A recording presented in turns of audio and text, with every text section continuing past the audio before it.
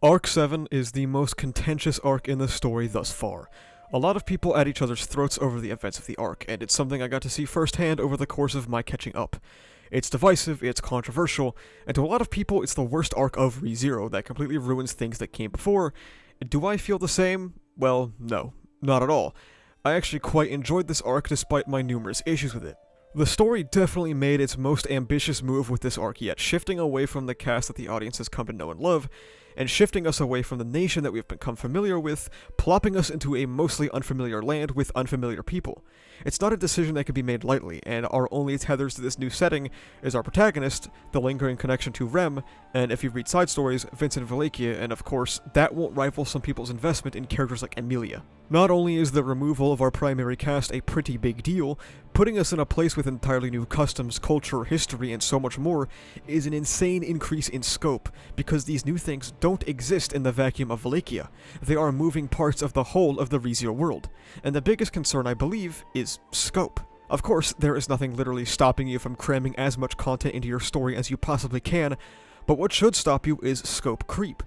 I'm not sure if this is an actual term in literary analysis, I don't usually see it, but I base it off of the software development term of feature creep.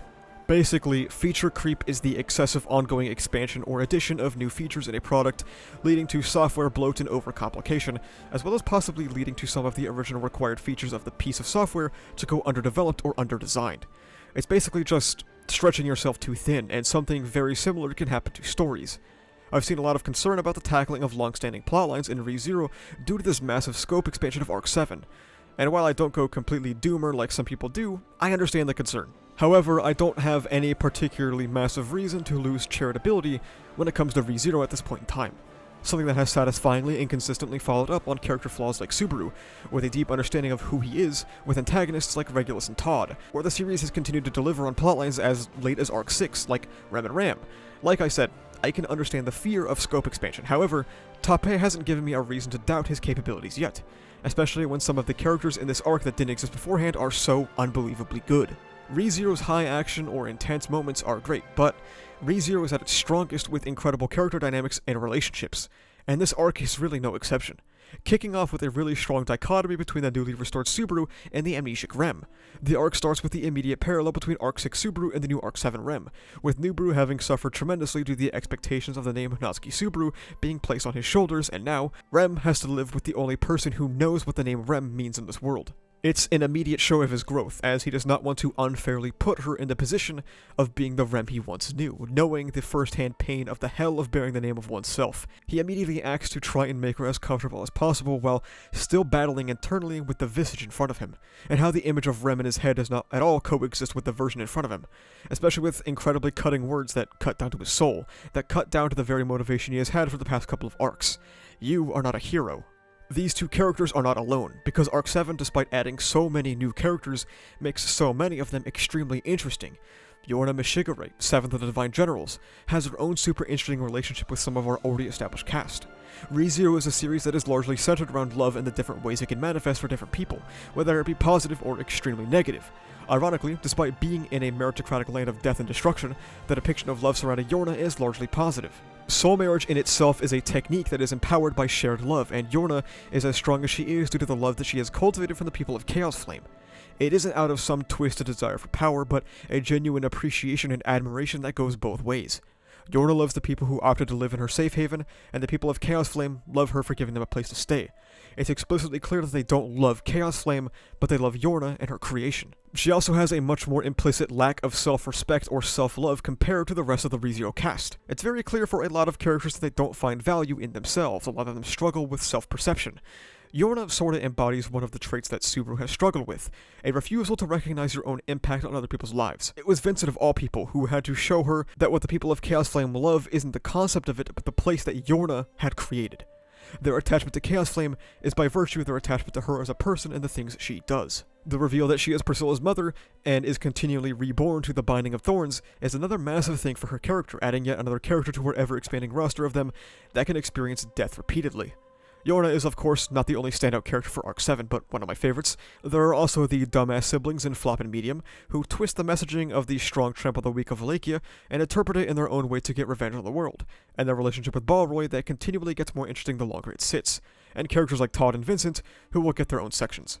The series even continues to flex its insanely good character writing capabilities, using characters who mostly only get a name chapter that can completely blow some other series' long-running characters out of the water.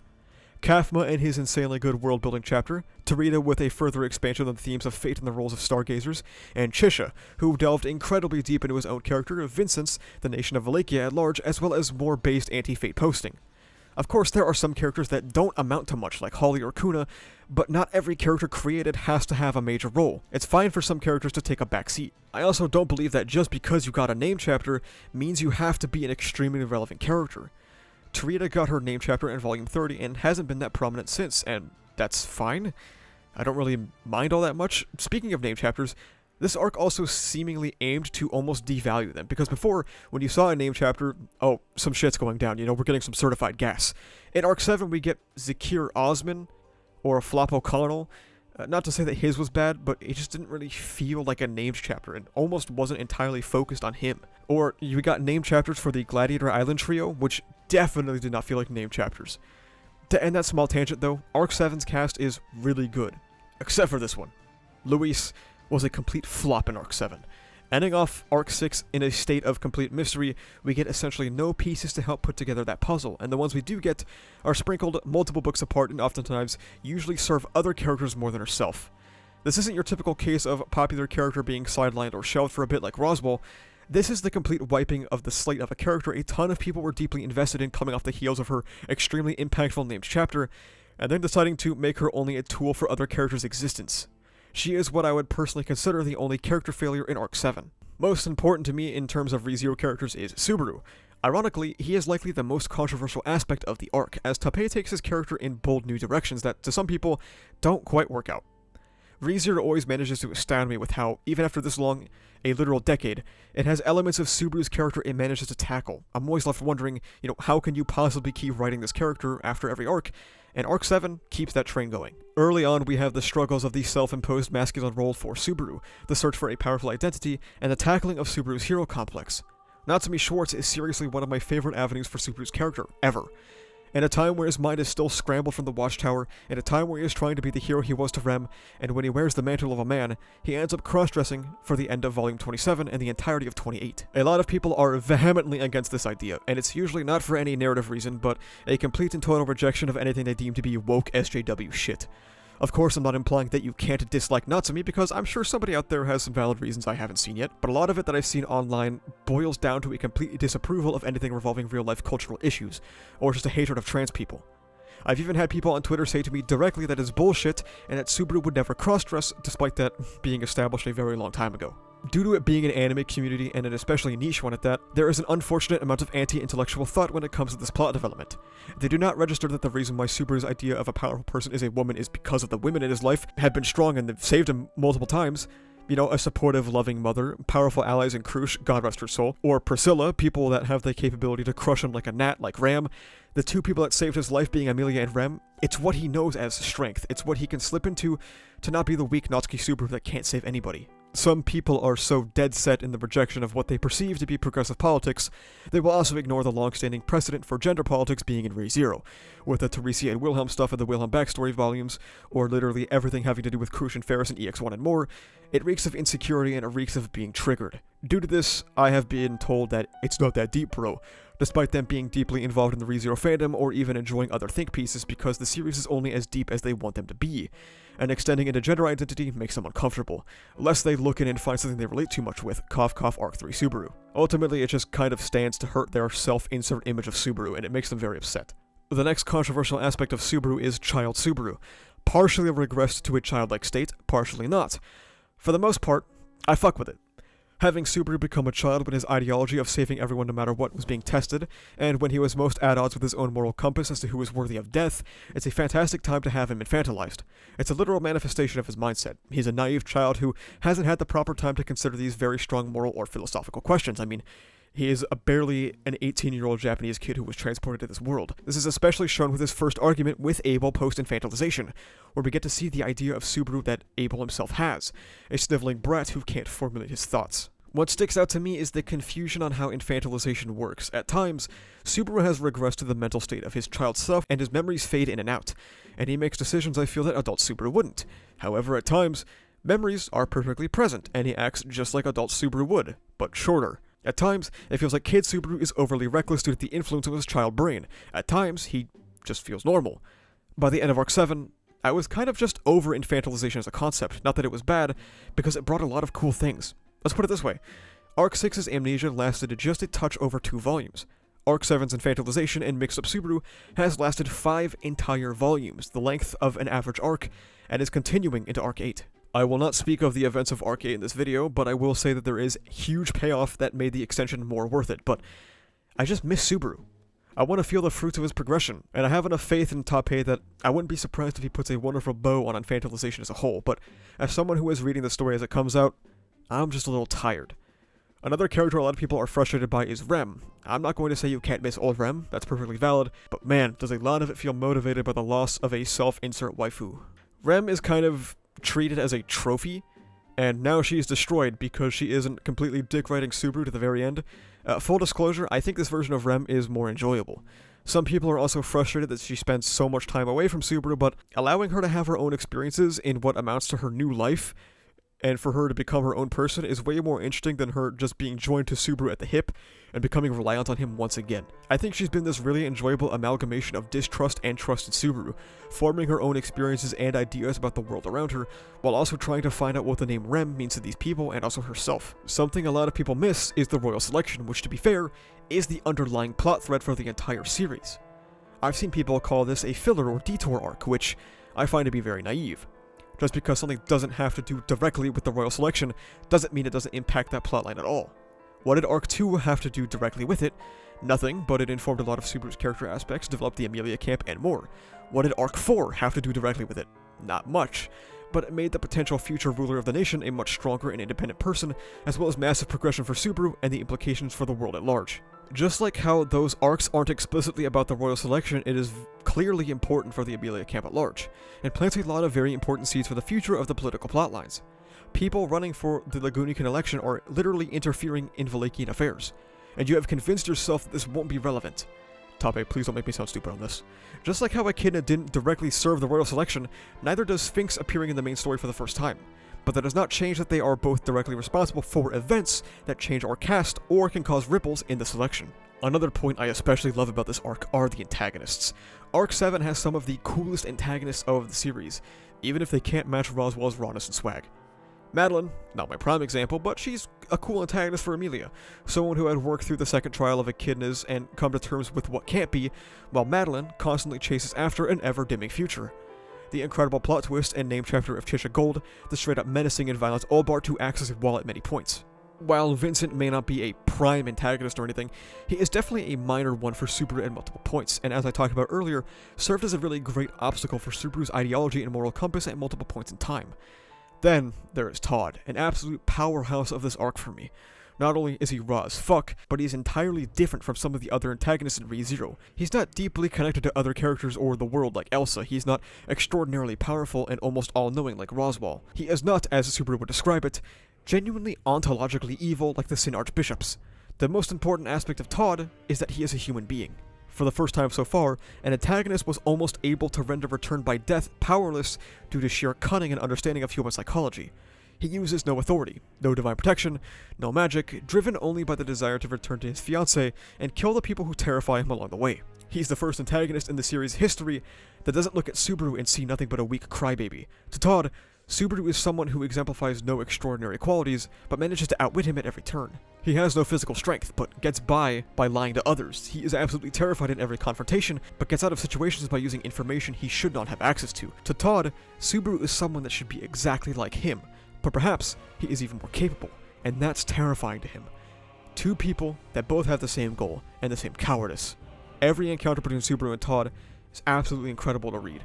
The clashing ideology is the lack of understanding and fear of one another, the sheer amount of unique qualities Todd has, He's genuinely an absolutely fascinating person that I would love to make a video about on his own at some point. The massive cast increase and large amounts of character work that are present in this arc, and all of the stuff that needs to be laid down, leads to some of the worst pacing ReZero has ever seen in my opinion.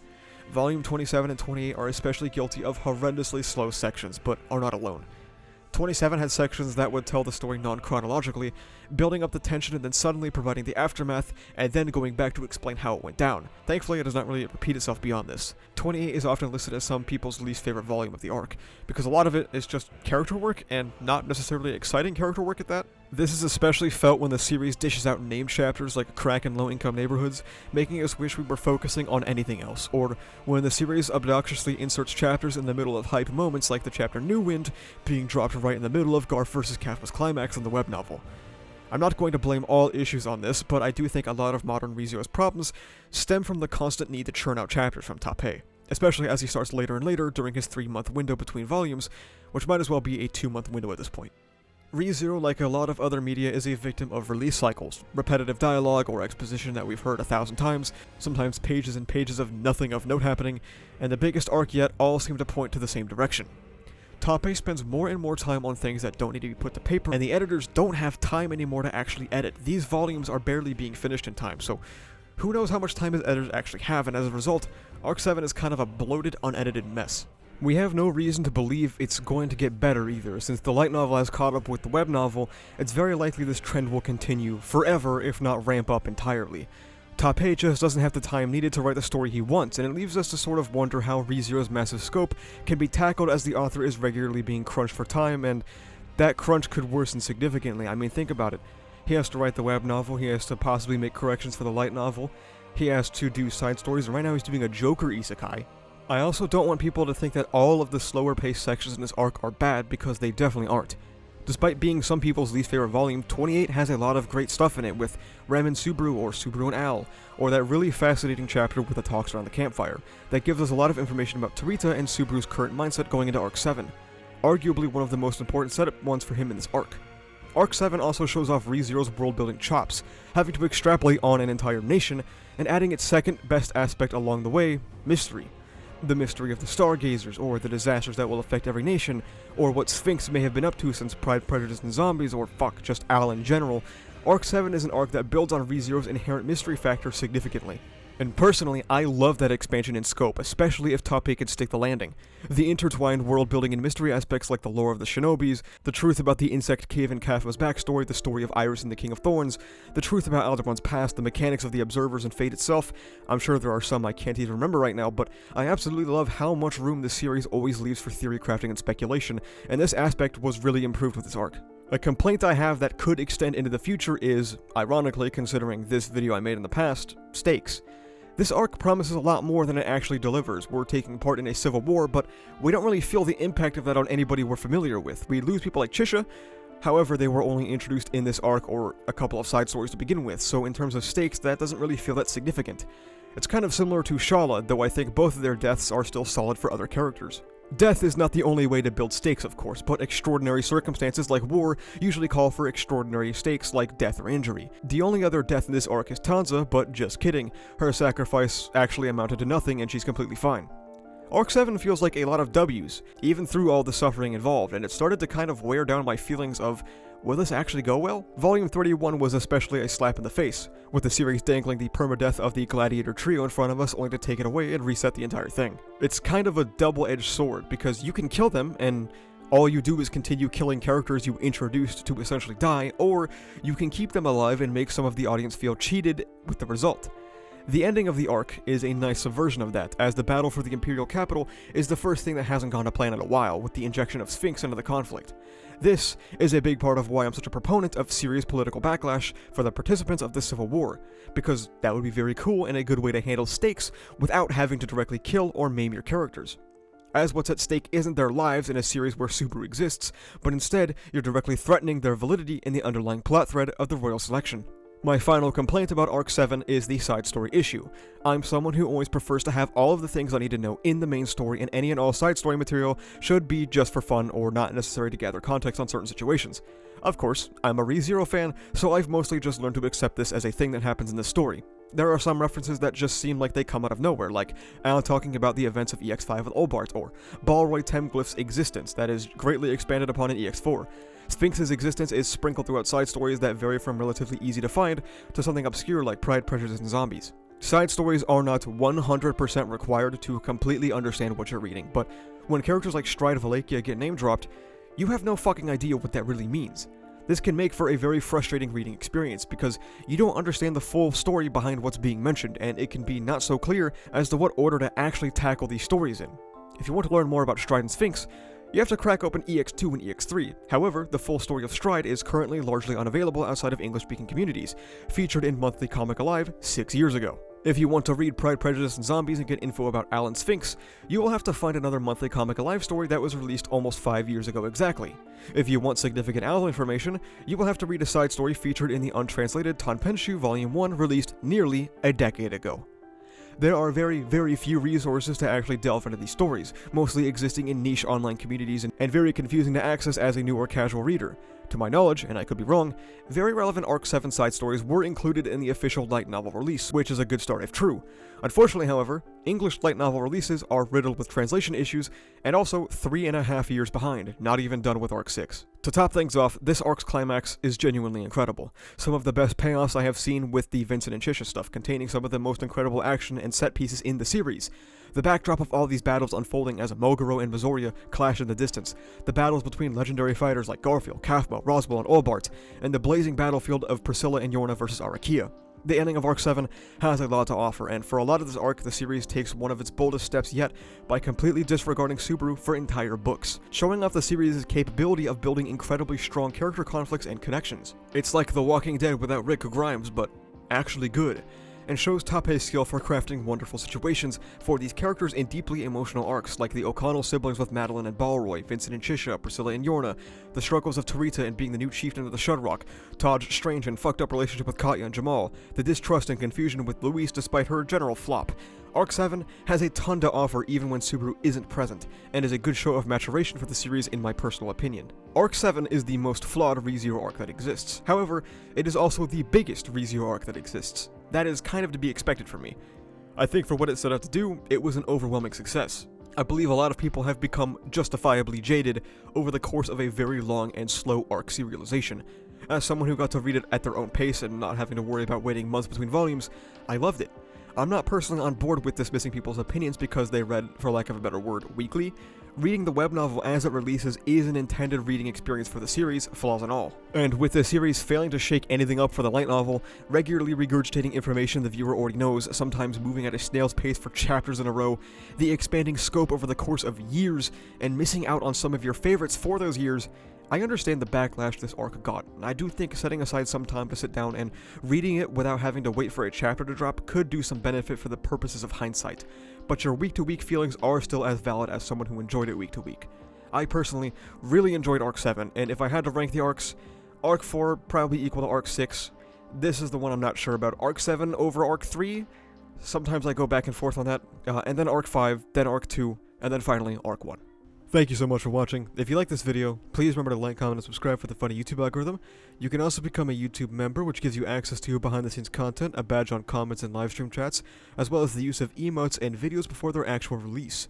You can also check the description for socials like Twitter, where I'm objectively correct all the time, and Discord, where we talk about ReZero, My Hero Academia, Jujutsu Kaisen, and stuff like that. That's about it though. Thank you for watching. See ya.